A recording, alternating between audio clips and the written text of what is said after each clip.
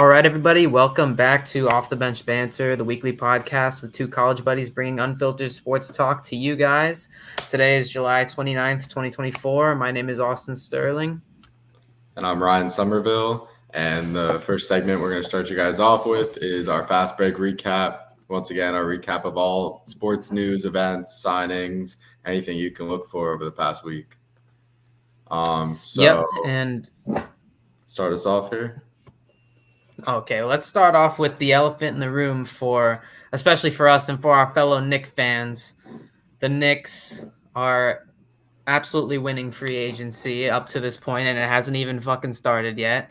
We're going to start off with some NBA free agency overall. We're going to bounce around, but we're going to start with our favorite team, the New York Knicks, making two huge moves prior to free agency even starting, trading for Mikal Bridges, which, I mean, we'll get our thoughts on this in a second, but seeming like a seamlessly perfect fit, and also re-signing OG, which we're certainly, making a big move like that and then re-signing OG was certainly two of the things that I think every Knicks fan could agree was the two most important things that have to get done during free agency. And anything else that we can get done is just kind of a little bit of a sprinkle on top. But yeah, I think the Knicks obviously come out, prove that they are serious about wanting to win this year, thinking they could have won last year with that squad if it was healthy, or at least competed to win last year with the Celtics.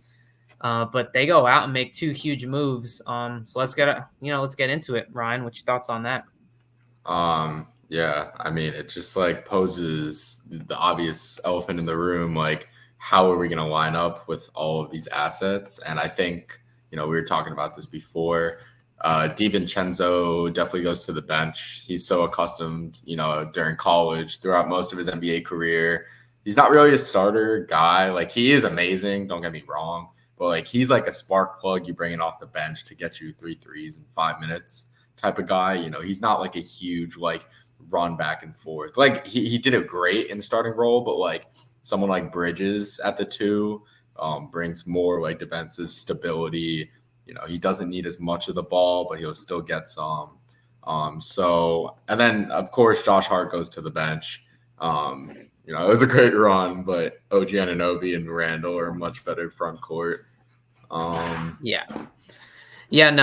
think if you're a team that's seriously looking to win a championship, you want your players playing in the positions that they thrive the best in. And while Josh Hart and DiVincenzo clearly prove that they're more than capable of running out there for 35, 40 minutes a game and being effective, those guys are just both going to be able to absolutely shine and just play to that much higher of a level with the extra rest they're going to get, being less worn down, having less responsibility on their plate. I think DiVincenzo's, he's going to be right up there for Sixth Man of the Year. I think he is going to win it. As a biased Knicks fan, but he's certainly going to be up there.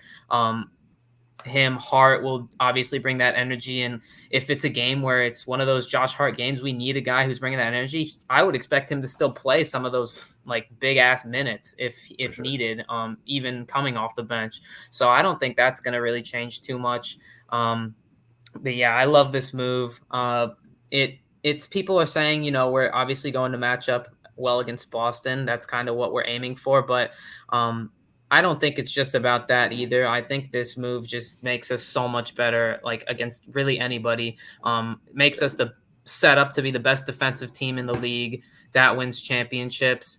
And just this team has so many options that it's never had in the past. People who are screaming, trade Randall or he's not going to fit with this team. I don't think what they understand is Randall has never looked at a team like in his life, or certainly not in his time on the Knicks prior to last year, where he's been like, oh, wow, I have options around me. I don't have to force up all these shots, chuck up all these shots. And this is a guy who has averaged close to 6 assists a game in the past on worse teams.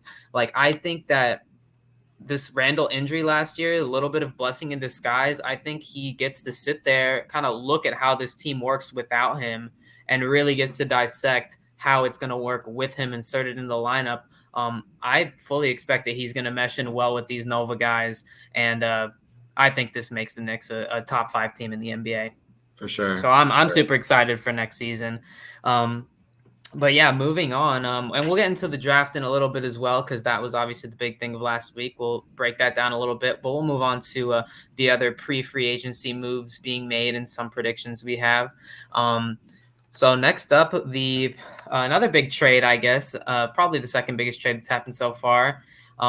Pelicans trade for DeJounte Murray. They give away Dyson Daniels, a nice young piece, Larry Nance Jr., and a few picks.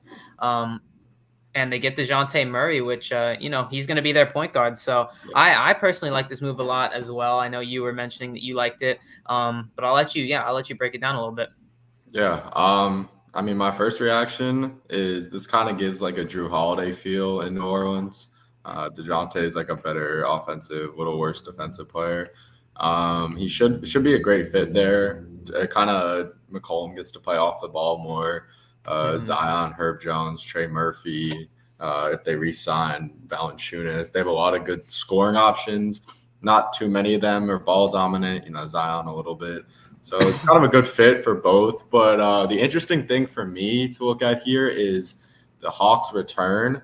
And I think this is the first time in a while that they're actually looking at like team needs and not just trying to get good players because after watching more and more of Dyson Daniels, he's like a much better fit than DeJounte there. He's a terrific defender, two guard with the lane, 3-and-D guy. Versus DeJounte having to be ball dominant. This gives Trey the complete control of the offense. And another thing, it gives Zachary Richer, however you say the fucker's name, it gives him a role in the offense, being able to score. Versus if DeJounte's there, you have Trey, DeJounte, Jalen Johnson, the list goes on. So this gives him definitely a better shot to be a factor going in day one. And then Continue. No, I was aware. Okay, I couldn't agree with you more. I don't think DeJounte ever really fit well. He put up a career high points per game last year in Atlanta, but it was kind of empty stats. And him being able to return to like that true point guard role, like he will be able to on this team, moving McCollum to the 2 guard, which is where he should be playing as well. I think that just makes so much more sense than, like you said, having a ball dominant Trae Young and a ball dominant DeJounte Murray on the same team. That never really made too much sense to me. Those are both guys who can average, if they're both playing at a high level, close to double-digit assists. If everything's working around them, and it makes no sense to have 2 of those guys like right next to each other. This works a lot better for both teams. I agree. But on the Pelicans side, this is a team that was with Zion healthy, a top 3 seed in the West. So when you're adding this into there, assuming Zion can stay healthy, which is a big if. I mean, they're a very dangerous team. Their ceiling is that top 3 team in the West, at least seeding wise in the regular season. So, this is definitely a good move that could hopefully, like I said, if Zion stays healthy, they can take that next step and maybe get to an Eastern Conference Finals or something like that. That's where I'd see them as their ceiling. I don't know if they got enough to beat the Nuggets or the Timberwolves all ascending, but this is a good move for them. Another trade of less relevance than the DeJounte Murray and the Bridges trade, but I still think it's an interesting little move. The Dallas Mavericks shipped away Tim Hardaway Jr. for another former Knick and Quentin Grimes to Detroit. I mean, I think this is a very interesting move for them. I liked Grimes when he was in New York. Had definitely a promising look to him as a 3-and-D type of guy. He'll bring it at the defensive end. He still has a little polishing to do, but he's certainly capable of picking up, the top guard on the other team as he keeps developing. If he can get a little more consistent with his jump shot, I mean, I love this move for Dallas for where they are right now. They have really no use for Tim Hardaway Jr. He's aging. He's expensive. Grimes gives them a few years on like a cheap rookie deal, and he's still a developing player. He'll play a role off their bench. I don't know how big that role will be, as they're a pretty good team, obviously just making the finals last year. But I like this move for them. And if he can pan out and kind of hit that potential, he could be a really important piece for them going forward. For sure. So the next move that we saw a little bit before the draft, Portland traded away Brogdon in the 14th pick for Denny Avdia. This makes sense for both sides. The Wizards free up room for Alex Sarr. They get Malcolm Brogdon, whether they trade him or not. I like Avdia to Portland. I think he's not a bad player to have. Good rebounder, solid defender. So, worst case, you're getting a good role player. Wizards traded Avdia. They got Bob Carrington as well with the 14th pick. Kind of a sneaky move. End of the lottery guy from Pitt, bigger point guard. A lot of people like him. So this could be like a sneaky, maybe they trade away Brogdon. They were just doing it to free up the role for Sarr, but they also get their guy at 14.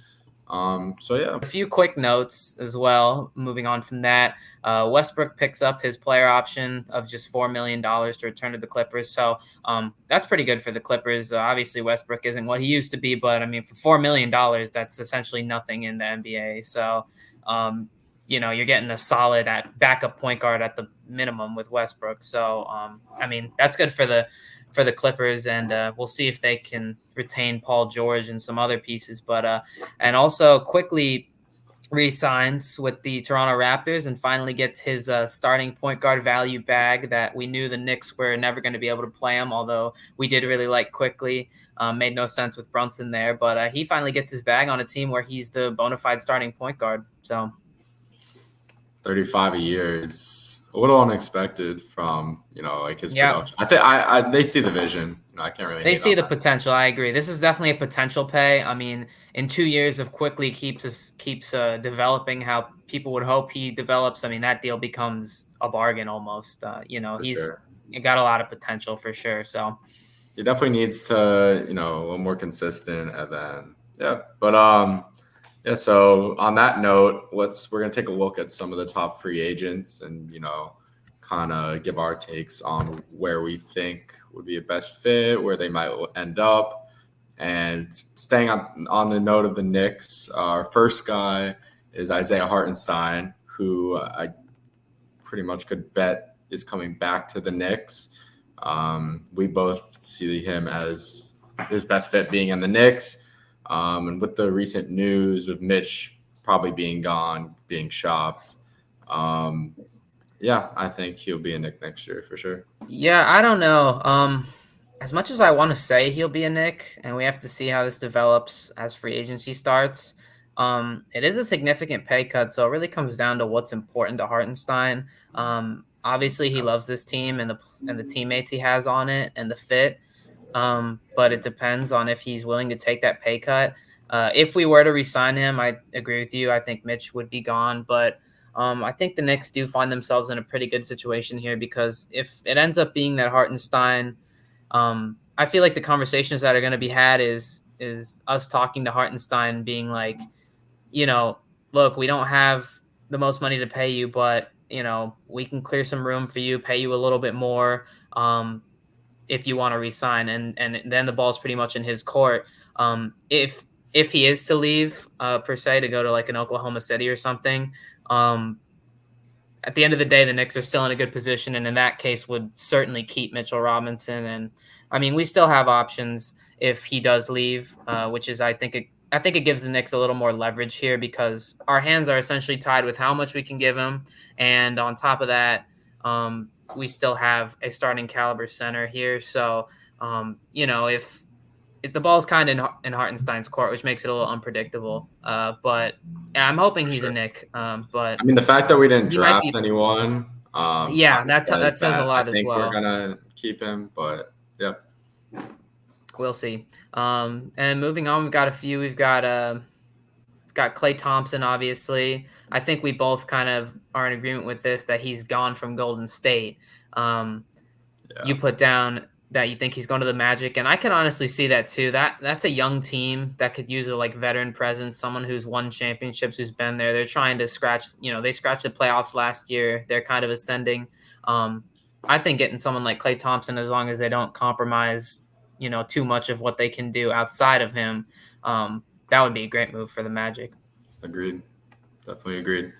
Another guy we have here is that we spoke about a little while ago, Malcolm Brogdon.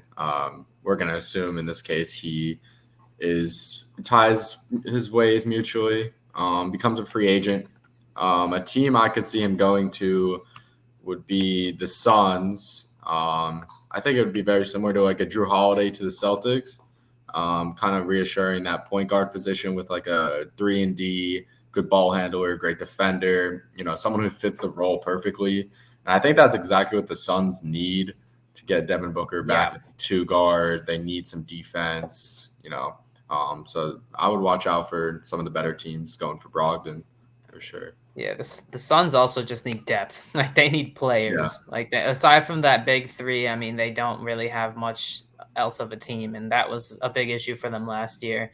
We've also got Paul George, obviously not an unrestricted free agent, but he has a player option that I feel many are probably in agreement he will opt out of.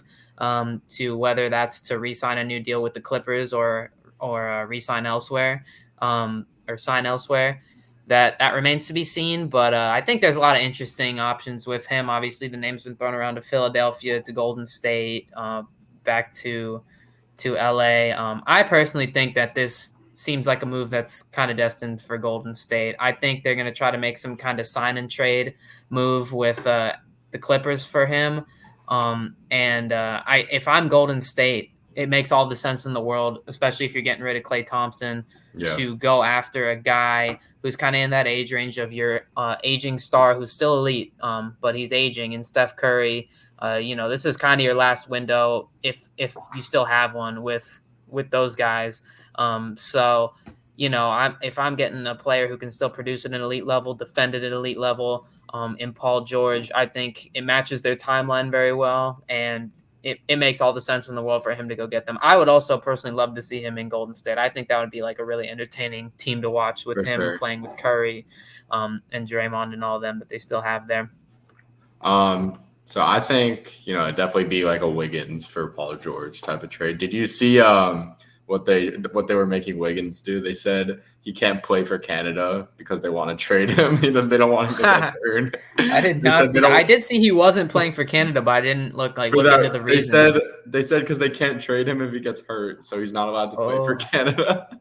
Yeah, that's crazy. Yeah, that kind of writes it out. I mean, that move would make sense.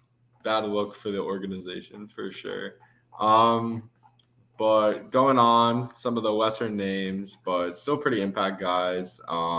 Valanciunas, free agent. I don't know how likely he is to go back to New Orleans, but I could see a team like the Heat going for him, maybe playing Bam at the 4 after giving him all that money. Can't really pay a center $55 million, so I think they're expecting him to be able to shoot, play the 4. He can definitely guard the 4. Valanciunas is a guy who kind of fits there. Stretch 5, gives Bam room to operate. So I could definitely see him going there on like a cheaper deal. Yeah, and then also we've got DeRozan, who I don't know. I don't think he can go back to the Bulls as much as that might happen. I just think it makes no sense. But nothing the Bulls do these days makes sense, to be honest. But I'd like to see DeRozan maybe go to assuming the Clippers trade Paul George, maybe go to LA to the Clippers and kind of somewhat replicate that. Maybe the Sixers.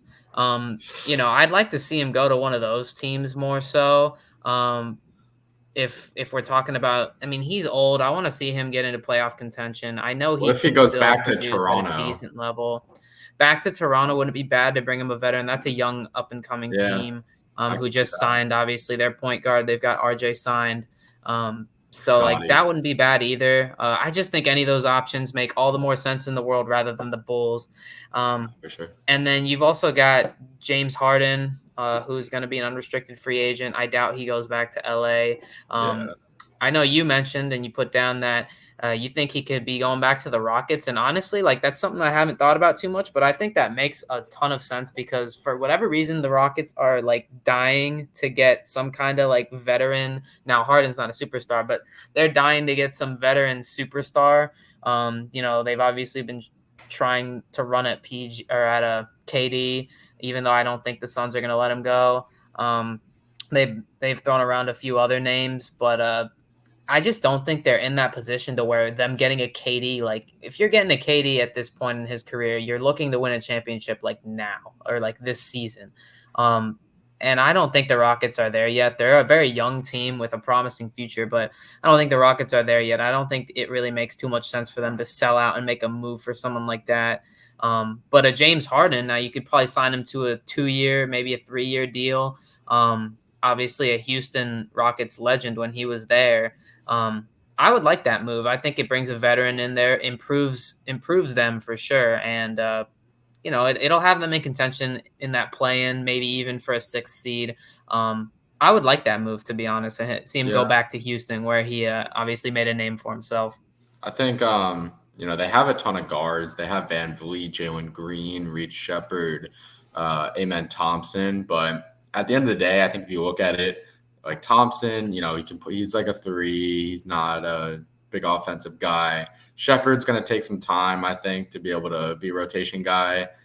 And then Van Vliet, Jalen Green, Harden. I think you can mix any of those 3. 2 of them will play well together, maybe. But I think it's definitely something to potentially look for. Yeah, and then here's a question that I thought was a little interesting, so I want to ask you.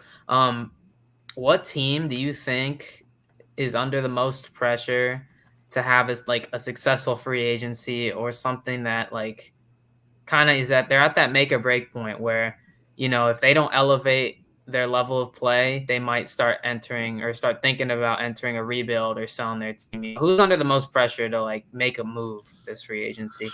I think there's definitely a few teams you could put in this category. I think you could put the Lakers there. I think you could put the Warriors there. I think you could put the Kings there with a aging superstar like De'Aaron Fox. I think you could put the Heat there. But the team I'm going to go with, kind of a team that has higher expectations, the Sixers.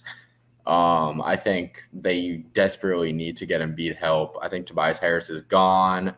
You have Embiid, you have Maxey. That's really the only 2 things they have. Oubre is gone. Tobias is gone. So I think they need to make a move, like a Paul George-esque move, or else Embiid is going to be looking to go elsewhere next year.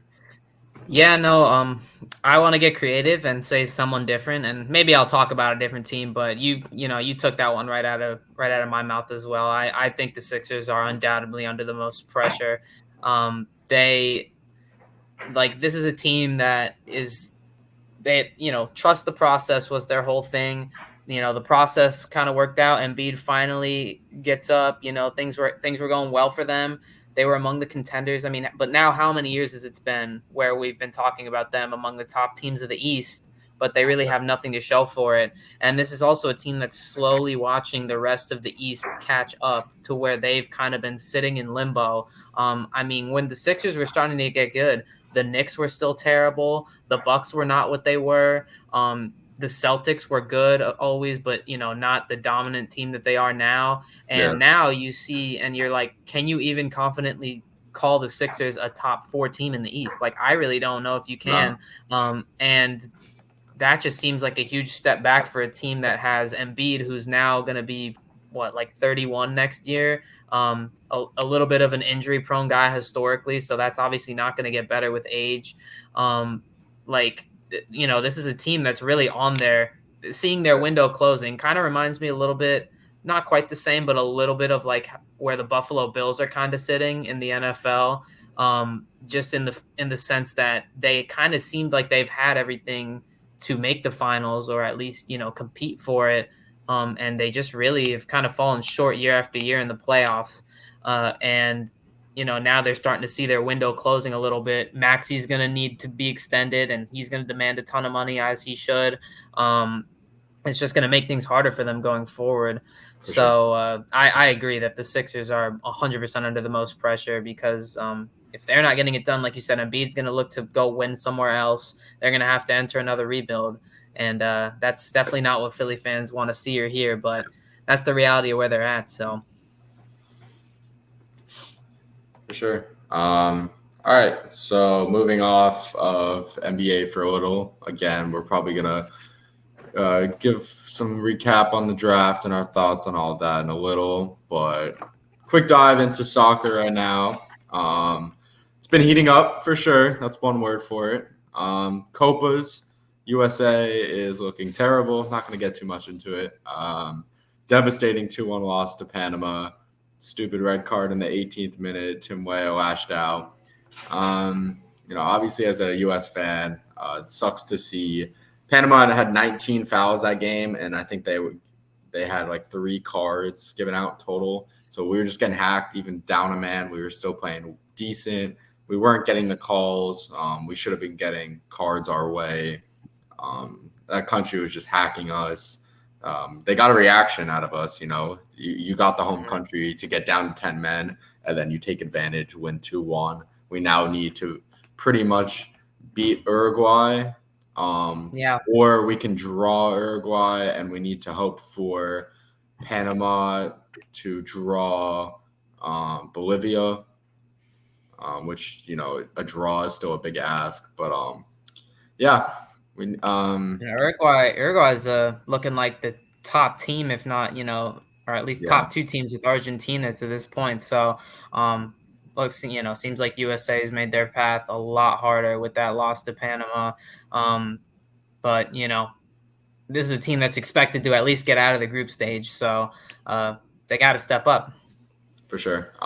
Moving into the other groups, Brazil kind of been disappointing, similar to England in Euros. They're second in their group right now to Colombia, and I would say they need to beat Colombia because you don't want to be potentially playing in Argentina or in Uruguay first game. You want that second, third play-in team that you have to play. So look for them to go all out versus Colombia. They kind of qualify no matter what, I think. They're on 4 points. So I think they're just going to go all out for a win. And then Venezuela, surprising 2 wins, 0 losses, 6 points in a decently tough group with Mexico and them. Hardworking team, fun to watch, but they've definitely been my surprise. They're kind of similar to how Austria's been in Euros. I think getting into Euros, off of that, Austria, similar to Venezuela, one of the biggest shocks I've seen in a while. They finished first in a group with France and Netherlands, 2 of the favorites.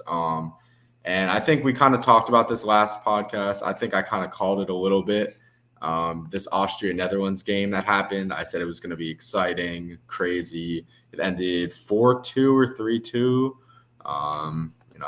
If you're a betting person, I said there was going to be some goals in it.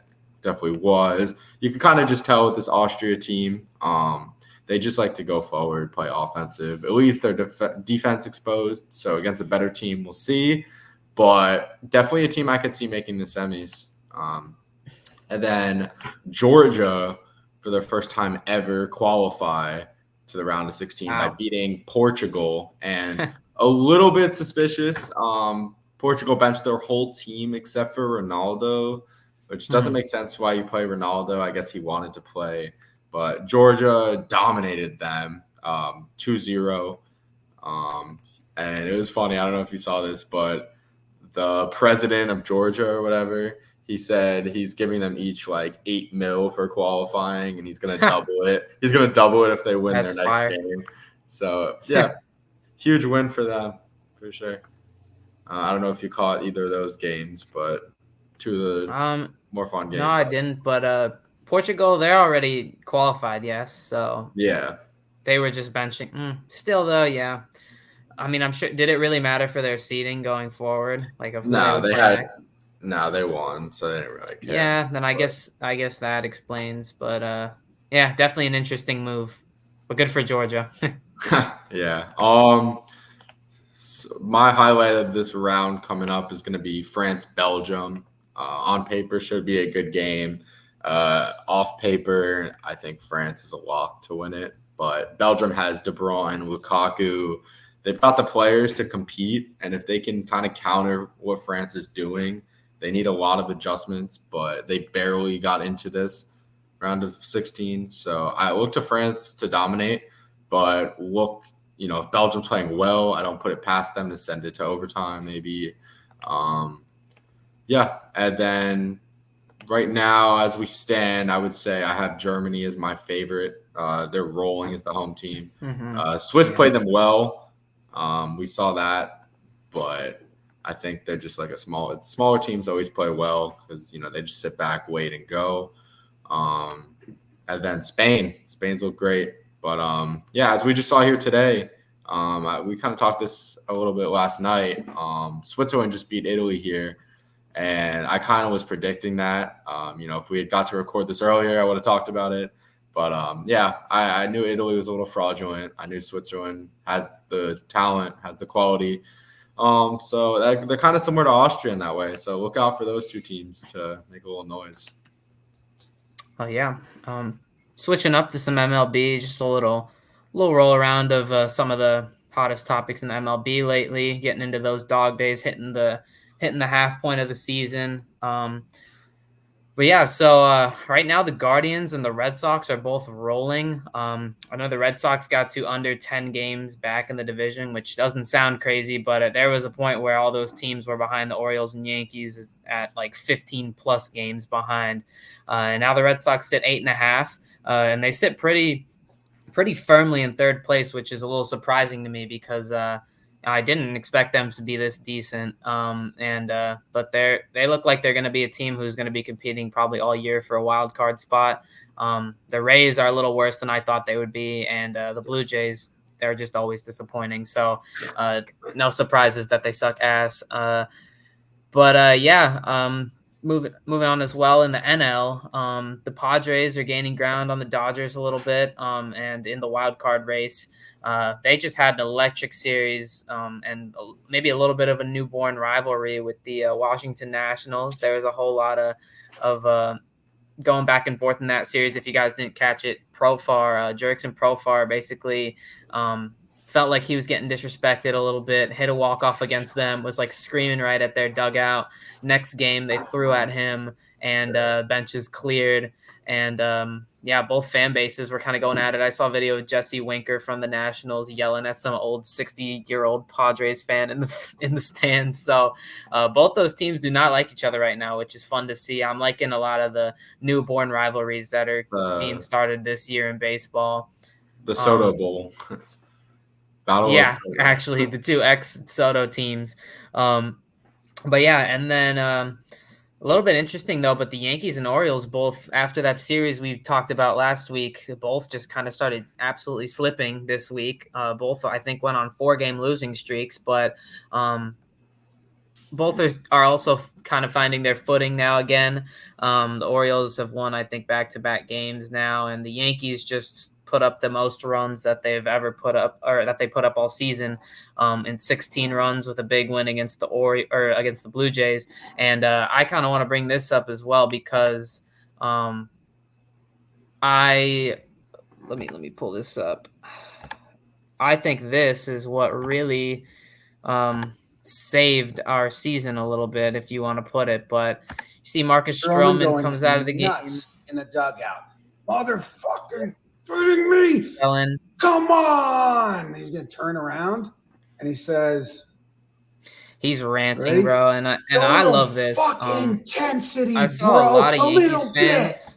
I saw a lot of Yankees fans kind of upset about that in the comments, like, oh, show some class and whatever. But like, I'm going to go on a little bit of my Yankees rant here. I'll keep it brief, but I love this energy from Stroman because it's been so long, and this is what happened all last year, but it's just like, and this is a team that just like continuously, whenever we get in these slumps for the past, like, I would even say 4 or 5 years, whenever we get in these slumps, this is a team that's like, and it's all peddled by Aaron Boone. Oh, like, slumps happen. Oh, it's okay. We're going to bounce back. Oh, we just have to keep the main thing. Oh, like all these generic ass answers. And while slumps no doubt happen in a long MLB season, there's absolutely no reason to just sit there content with poor play and with things slipping the way that they've been. And that happened all last season. And I love seeing a guy like this, Marcus Stroman. And I don't think you can do this all the time. I think it was important that Judge came over to him and calmed him down and talked about it. Stroman tweeted after the game and took full accountability for it. He said, it was raw emotion. I just care about the wins. I apologize to all my teammates, and we moved on, and it seems like everyone's fine. And that's something that needs to happen with great teams. Like, if you don't have guys like this who are willing to say, like, this is bullshit, like, we shouldn't be playing like this, like, fucking act like you care, you're just not going to be a good team. And that's something I've been tired of seeing with Yankees teams over the past few years. And I think it starts at the top with Boone. I'm not a big Boone fan. I think it starts at the top with him just being so easygoing, even when things aren't going well. And I love to see that from Stroman. I think that was exactly what we needed. Right after that happened, we went on to have a 7-run 6th inning and then dropped another 7 runs in the 9th inning and completely exploded offensively. And sometimes you just need a little kick in the ass because when things are going bad, not everything should be all fine and dandy. I mean, you're a Yankees fan too, so what are your thoughts on that? No, I mean, definitely great points there. I agree. We need that firecracker that, like, on the Knicks, you see it with Brunson does it occasionally. Josh Hart does it occasionally. Yeah. And the difference with the coaches is you see Tibbs getting all fired up when anything goes wrong. He's a perfectionist. He his way or no way. You see him trading guys that won't play defense like that. A little different in baseball, but I definitely agree for sure. So let's get into next segment. Sideline stories. Some signings, front office moves, coaching moves, couple decently big ones in the NBA. Kind of smaller news. Monty Williams kind of fallen out of grace, in my opinion. Went from a championship finalist with the Suns, goes to Detroit, gets fired after 1 year. Bro, I have thoughts on that move. This is such an unserious Detroit ass fucking move. Like, I'm sorry, bro. Like, not that I think Monty Williams is this Jesus of a coach or anything. I think he was a little overrated, but at the end of the day, as the Detroit Pistons, you paid this man the biggest head coaching salary in history to that point, and you fire him after 1 year, and they still have to eat that fucking money. You fire him after 1 year for coaching a team that was never going anywhere, no matter who the fucking coach was. You fire him, in my opinion, like, they're still not going anywhere. They're not a good team. They will still be a top 5 lottery pick as usual. They'll probably deserve the number 1 pick and fall down to the number 4 pick yet again. Yeah. That's exactly what'll probably happen. But I mean, if you're Detroit, like, what's the harm of keeping Monty Williams around for at least 1 more year? Maybe he is still a really good coach that we saw in Phoenix a little bit. Either way, you're going to be bad. You're eating this money anyways. That move made absolutely no sense to me. Alternatively, you're going to hire a new coach who's going to now come into this shitty situation, and they still won't be good. And then what are you going to do? Fire him for not being good again? Like, I don't understand this at all. I definitely agree with that. But other big coaching move in the East, Cavs fire JB Bickerstaff, hire Kenny Atkinson. And Kenny Atkinson's a great coach, assistant with Golden State, head coach with the Nets for a while. I think it's a great fit. He really utilizes like pick and rolls. If you see a lot of his teams, like pick and roll, kind of spread offense, shooting. It'll be good. I think you have Garland and Mitchell being able to do that with Jared Allen and Mobley. I think it'll be a great fit. They'll probably lose to the Knicks again in the playoffs if they see them. But I mean, they definitely need at least 1 to 2 more pieces. Their backcourt is too small, especially when you play like an Okwara at the 3. You're gonna get destroyed. You need some defensive like specialist, like a Mikal Bridges, like that type of fit. Getting into the draft, definitely, one of the least exciting drafts we've seen in a while. Gonna go over a few things that kind of stood out to me. And then, you let me know your thoughts on them, if I missed anything, what you liked. Again, Hawks made some room for Zachary Rissacher, trading away DeJounte. I think that was a smart move for them, like I said.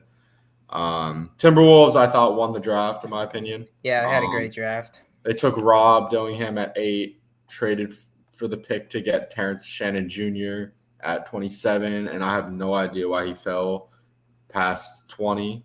That guy's going to be great, great two-way player.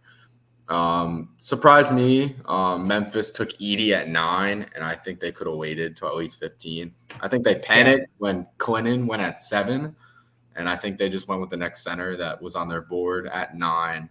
I really don't see him being a great NBA player. Maybe like a glorified Taco Fall. Like, I don't really. Yeah, I don't know. Well, it's definitely an interesting move. Definitely a bit of an overreach. We'll see how that works out for them. A few moves that I personally loved as well. The Lakers get Dalton Connect at 17, which it was unbelievable to me that he fell to 17. I guess I kind of understand the reasoning why is that he's 23. He's a little bit of an older guy coming out of college, but I don't know. Like if you're looking for, a lanky like 3 or even just a tall 2, I mean, this guy's a certified bucket. We saw it at Tennessee. He's a shot maker. Sure, there's some to be desired at the defensive end, which I'm sure will be the number one thing he's working on during his rookie year or, during the offseason after his rookie year. But he is definitely a certified bucket, gives huge flashes of like a bigger Austin Reeves. A guy who I could probably see within the next 3 years at some point averaging up to like 17 a game and just like being a really nice piece off the bench, maybe even starting at some point for the Lakers. And I love that pick for them. And I also love the Knicks pick for Kolek in the second round. I was a little bit unsure about our pick in the first round with Pacome Diadet. Don't really know too much about him, but he's a super young guy, so it kind of makes sense because we don't really need somebody who can play immediately, especially a winger like him. But Kolek in the second round for the Knicks makes all the sense in the world. I think out of all the rookies we picked, that's probably the only one you're going to see getting some viable minutes during the season. Obviously, assuming everyone's healthy. But I think he's probably the only rookie from this draft that you'll see make an appearance on the floor pretty consistently for the Knicks. I think it's great because it can move Deuce McBride to that 2 guard a little bit more off the ball where he can catch and shoot a lot more, which is what he's best at. And you got a guy in Kolek who is known for facilitating in college. He's got a little bit of a jump shot. We were talking about he's essentially TJ McConnell with the jump shot once he develops a little bit. He's going to do great learning from Brunson too, because they both kind of play in that similar undersized way, finding space and stuff. So I think that'll be a great move. And I wouldn't be surprised to see him fully take over that backup point guard role. And as Deuce moves to that full on backup 2 guard role. So For sure. Definitely going to be tough. There's a lot of guards, A lot of guards, yeah. About the rim, but we'll see. Injuries happen, all that happens. So hopefully, he can great for depth at the very least. For sure. Getting back into it. Bulls take Mattis Buzelis from G League Ignite at 11, hometown kid, big 6'10", lanky scorer. I really like this pick. I thought he could have went as high as 2 to the Wizards. I think 11 is great value for him. He just needs a little more consistency and maybe a little weight to be able to defend in the NBA. But I think he's definitely going to be great for them. And then pick after that, number 12, OKC took Nikola Topic. Another nice, solid stash pick. He's a 6'6" playmaker, kind of like a better Josh Giddey, a little bit more of a bag, bigger, better scorer. So I kind of like the replacement pick. You have Caruso. This guy tore his ACL, so he's pretty much out for the year. So, again, it's like a Chet Holmgren situation. You stash him for next year. So it could definitely be someone that I see making an impact. And then the last one I'm going to touch on, Celtics take yet another shooter at 30, Bailey Shearman from Creighton. Great, perfect fit for them. He's going to be another Sam Hauser, all that bullshit that they do. So that'll wrap up our draft recap there as well. Obviously, we'll have a lot more to talk about next week with free agency. We'll be more looking back, and so it's exciting time for the NBA offseason. It'll be hot this whole week, and then it'll cool down. But be on the lookout for that stuff. Moving on to our starters versus bench warmers. So we've got some good ones this week. I'll start with my starters. First off, had to give a shout out to Leon Rose for being the GOAT executive. Obviously, we mentioned the great moves he made, but since he took over the Knicks, we've improved so vastly, and he's just done a fantastic job. So I'm happy to see that he's still cooking, and I trust pretty much everything he does, which is something I can't say for a Knicks front office of his historically. Moving on to some baseball, we got Aaron Judge, who has pretty much been the only one on the Yankees, aside from Soto, contributing much of anything on offense. I mean, this dude made up 7 of our 9 runs in the Subway Series. He has 9 RBIs over his last 4 games, 2 home runs, and 7 for 14. I mean, it's on par for pretty much everything he's been doing since the beginning of May. So no surprises there, but had to give him a shout out. And then Christopher Sanchez of the Philadelphia Phillies. This dude's been absolutely shoving this year. Just another random spawn of an elite starting pitcher from the Phillies, which is just so crazy. Their pitching coach deserves a massive raise.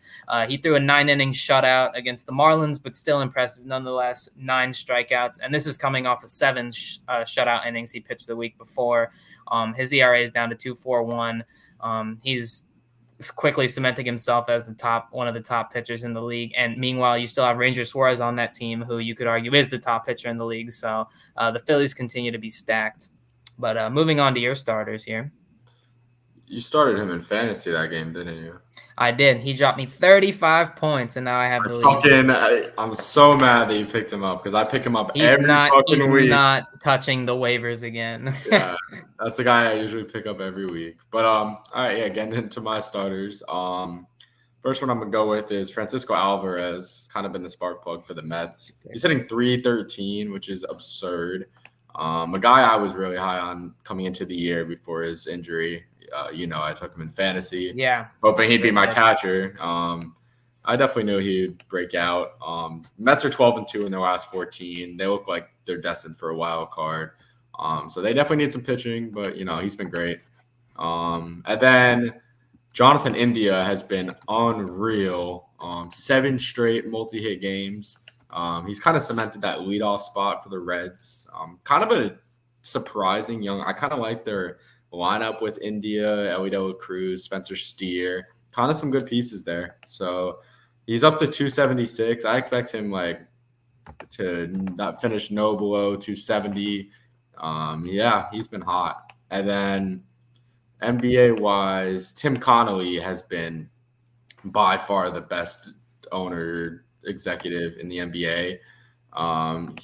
For those of you who don't know, Tim Connolly was the Nuggets executive when they were building all those teams, with Jamal Murray, Michael Porter Jr.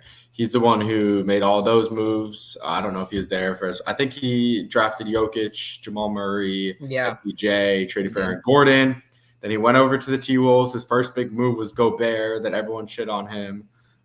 This draft, he killed it. Mike Conley, signing a few years back. Jaden McDaniels has been a stud. Nikhil Alexander-Walker, Naz Reid. I mean, I can go on, but this guy is by far and ahead the best NBA mind currently. So I think he needs, if any team is his proteges should be getting places. I don't know who or what, but his shit works, and other teams need to fucking realize this.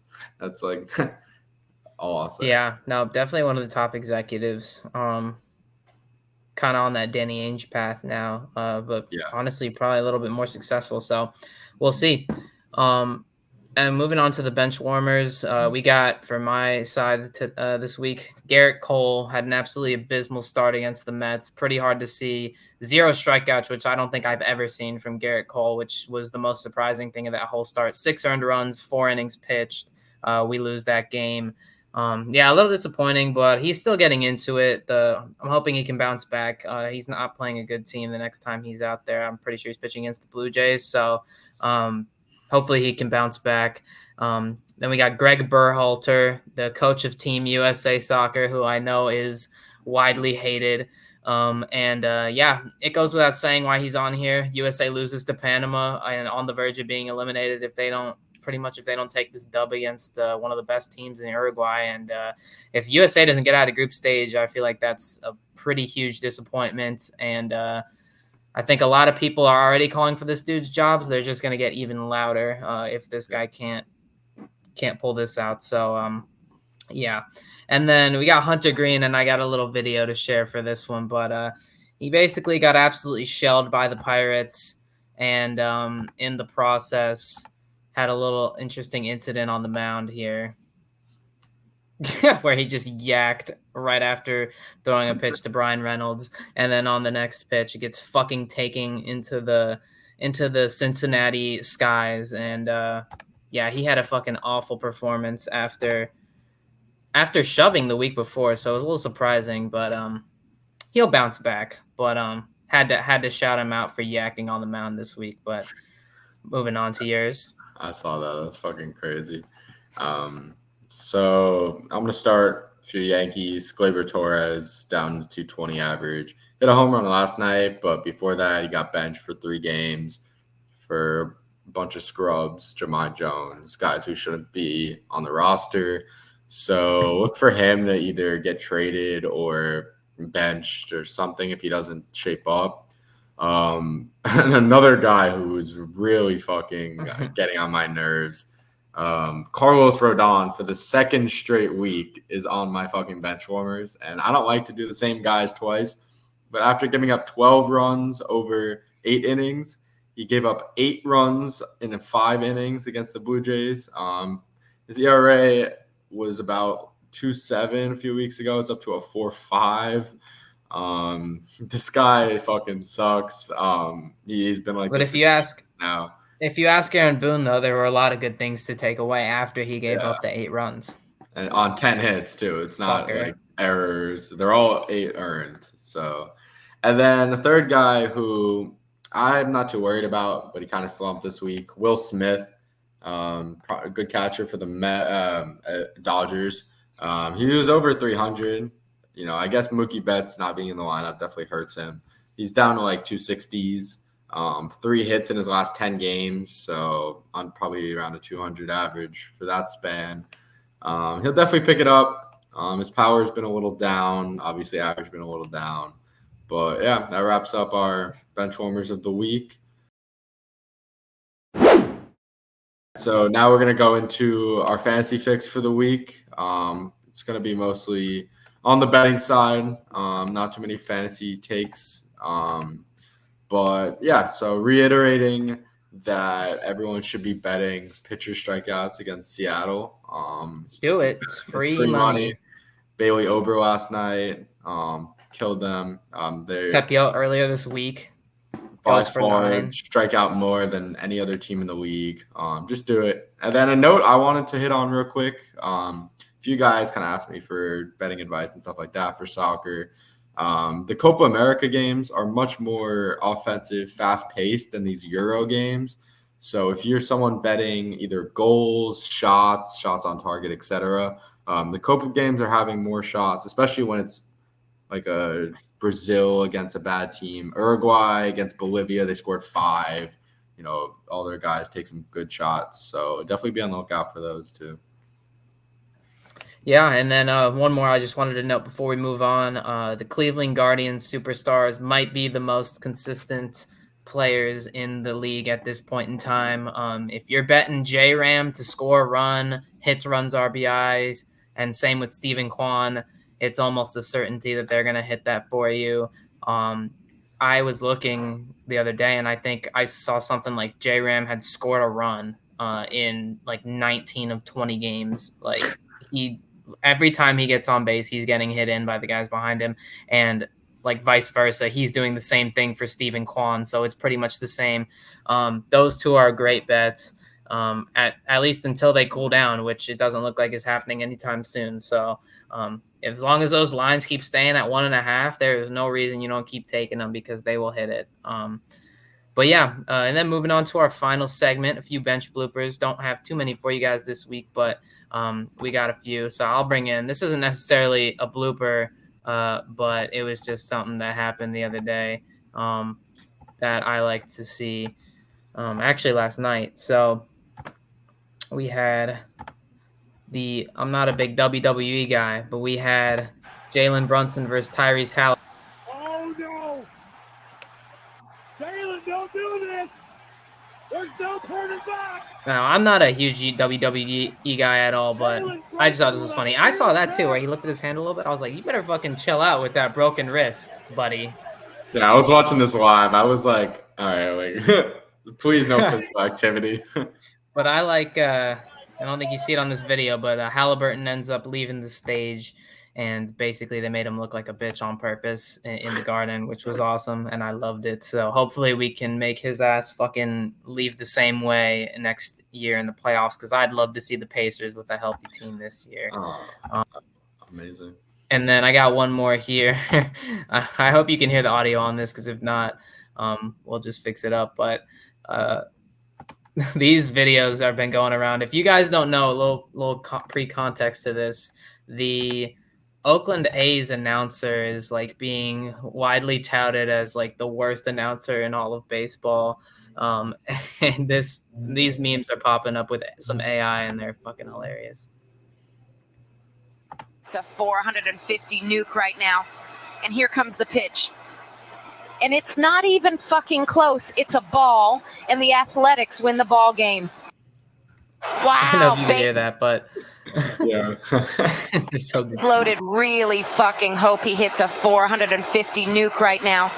And here comes the pitch. And it's not even fucking close. It's a ball. I love those. Those are fucking hilarious. There's some way out of pocket ones, but I picked one of the more like mild ones. But those are good. So yeah. Look out for, some big free agent moves. NBA offseason starts today pretty much with free agency. Teams are going to be going out trying to get those highly touted stars. Same thing with the MLB. Trades are going to start heating up. Teams like the Phillies, Dodgers, Yankees are going to be making some moves to bolster themselves for the offseason. And then finally, Copa America heating up. Hopefully the USA stays in it. Euros, going to be some great soccer, round of 16 and beyond.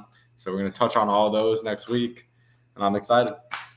Yeah. Hopefully next week as well, we'll be up in Gainesville for the 4th of July. So hopefully we can have a little in-person episode for you guys, change it up a little bit as we're entering a little bit of the dog days of sports news and sports media that comes with July. But right around the corner, we got NFL or NFL training camp and the MLB playoffs. So once those things come around as well, it should be pretty electric. But yeah, as always, thank you guys for those of you guys who made it to this point in the video and for supporting us early in this journey. See you guys next week.